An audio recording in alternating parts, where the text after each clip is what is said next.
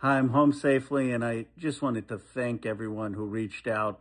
Honestly, it's still quite raw, and I'm still processing things, replaying the images of the armed settlers who detained us and the four IDF soldiers who helped them blockade our van. It was quite scary.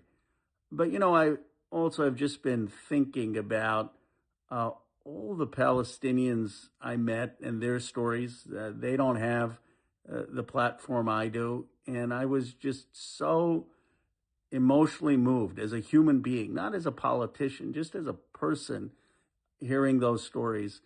There was a father who broke down in tears talking about how his 14-year-old son, an American citizen, was killed by the IDF.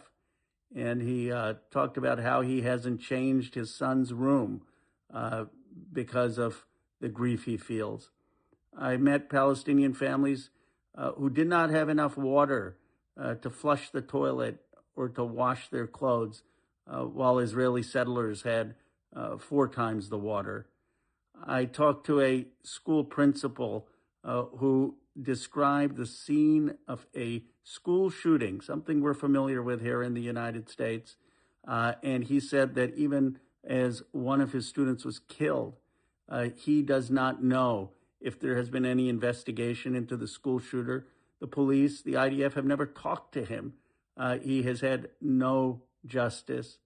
I talked to street owners and shop owners in Hebron who said that settlers from the top would urinate down on them, would throw acid at them, would throw rotten vegetables at them. I saw checkpoints where you had two different license plates. One license plate if you were an Israeli settler, another license plate if you were Palestinian.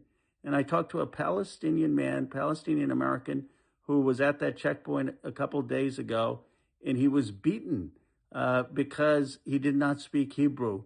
And he said, well, he's been away from Palestine for years, and he didn't speak Hebrew, and the guards beat him and took his money. It doesn't really matter what your ideology is. What is happening in the West Bank is just inhumane. No human being would tolerate it. That's what I want to try to get across. It's like the Jim Crow South.